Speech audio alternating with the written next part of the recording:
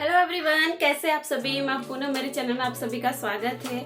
तो इसी को मैं डेली रोज शाम को पार्क में लेके जाती हूँ, लेकिन वो काफ़ी बोर हो जाती है। आजकल उसका मन नहीं लगता, पार्क में रोती है, तो इसीलिए आज उसको दूसरी जगह लेके जा रही हूँ जहाँ पे एक तालाब है, मंदिर है और बहुत सारे बत्तख है वहाँ पे, और सांप भी है।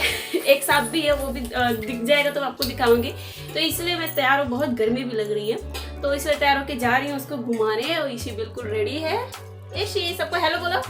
हेलो नहीं बोलना। तो यहाँ मैंने सब्जी बना दी हूँ और आटा गूंथ के फ्रिज में रख दी हूँ। सब कुछ रेडी हो चुका है, चलो आ जाओ। हम लोग दोनों तैयार हो गए, इतनी गर्मी लग रही थी क्या बताएं।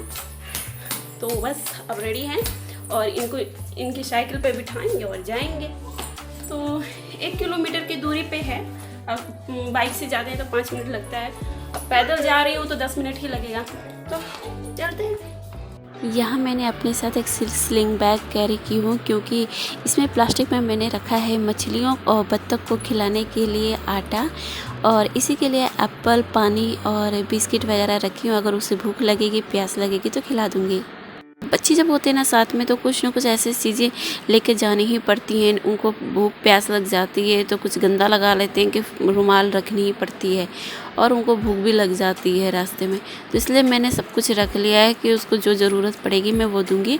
और आटा मैंने लिया है मछलियों को खिलाने के लिए और डक को खिलाने के लिए, क्योंकि वो बहुत अच्छे से पसंद से खाते हैं। अब हम पहुंचने ही वाले हैं। तो पहुंचने में 15 मिनट मुझे लगा पैदल चलने में, और इसी खुश थी क्योंकि वो डायरेक्ट हम जा रहे थे, बिल्कुल सीधा रोड पे जा रहे थे, तो उससे अच्छा लग रहा था आगे बढ़ते हुए। अगर मैं कहीं भी उसकी साइकिल को घुमाती हूँ या पीछे की तरफ लेकर आती हूँ तो उसे बहुत गुस्सा आता है और वो रोना स्टार्ट कर देती है। लेकिन फ़िलहाल अभी वो खुश है क्योंकि वो एक नए रोड पे जा रही है और उसे मालूम है कि मैं घूम रही हूँ। और चलते फिरते गाड़ियों को देख के वो बहुत खुश हो रही थी, और ट्रक ट्रैक्टर जो भी जा रहा था उनके नाम लिए जा रही थी। फाइनली हम उस जगह पे पहुंच गए हैं जहां हमें आना था। तो आप देख सकते हैं कि वहां तालाब दिख रही है। तो बस रोड क्रॉस करने के बाद आ जाएगी वो तालाब।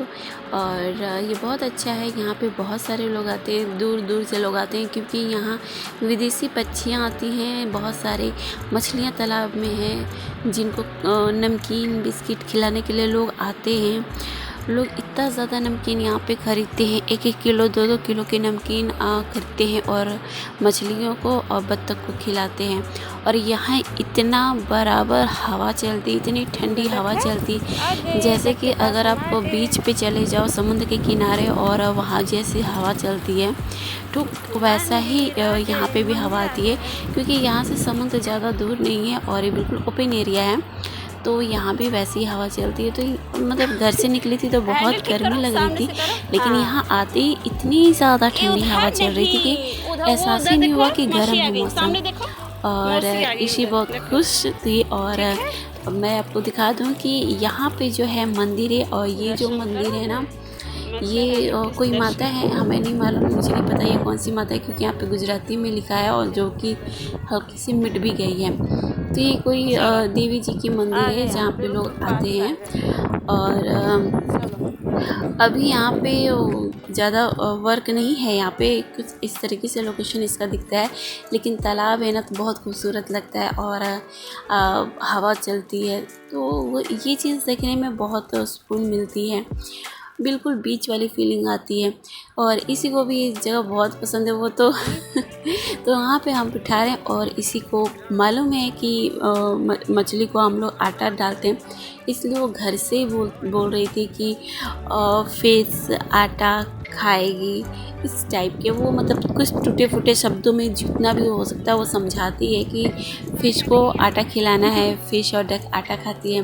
तो इसलिए मैं घर से अपना आटे लेकर आती हूँ। मैंने सोचा कि रास्ते से नमकीन ख़रीद लूँगी, लेकिन मुझे नमकीन की दुकान नहीं दिखी, तो इसलिए मैं सिर्फ आटा ही लेकर आई। तो आटा ही हम खिला रहे हैं यहाँ पे। और आप देख सकते हैं कि यहाँ बाकी जो और अंकल लोग हैं वो लोग भी वही डाल रहे हैं। तो ये देखिए कितने सारे डक है। जब हम लोग इधर थोड़ी हटके बैठ गए ना तो डक ऊपर आ गए, बिल्कुल पास में आ गए। और कितने ज़्यादा डक है। अभी कुछ इधर हैं पूरे तालाब में फैले पड़े हैं और मछलियाँ भी बिल्कुल किनारे है, लेकिन मोबाइल से फ़ोन से ना मछली दिख नहीं पाएगी क्योंकि पानी उतना क्लियर नहीं है ना कि नीचे दिख पाए मछली, और मोबाइल की वजह से क्लियरिटी भी नहीं है मेरे कैमरे की कि दिख पाए, क्योंकि मछलियाँ जो है ना वो बिल्कुल काई कलर की हैं, बिल्कुल ब्लैक कलर की, वो जल्दी नहीं दिखती है, लेकिन रहती बहुत किनारे हैं। बहुत ज़्यादा मछलियाँ तो इतनी हैं कि पूछो मत, बहुत ज़्यादा हैं। और जब बिल्कुल नज़दीक से देखो तभी समझ में आता है। तो यहाँ पे इसे बैठकर अपना डक को देख रही है और इंजॉय कर रही है। सो इतनी दूर मैं पैदल सिर्फ अकेले नहीं हूँ, यहाँ पे मेरी एक फ्रेंड है और उनकी मम्मी भी साथ में है, तो हम सब मिलजुल के अपना इंजॉय कर रहे हैं इस प्लेस को, डक को। हम जा रहे हैं घर, इसी के पापा आ रहे हैं और हमें लेने के लिए साथ में बाइक से, तो बस वो इस रोड पे आ जाएंगे, फिर हम साथ में चल देंगे। ईशी उतर रही हो?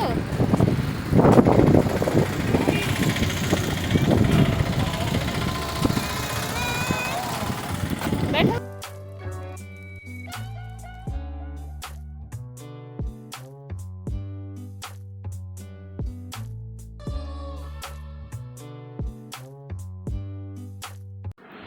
सो गाइज़, कैसा रहा ये मेरा छोटू सा ब्लॉग, आप प्लीज़ कमेंट करके बताइएगा।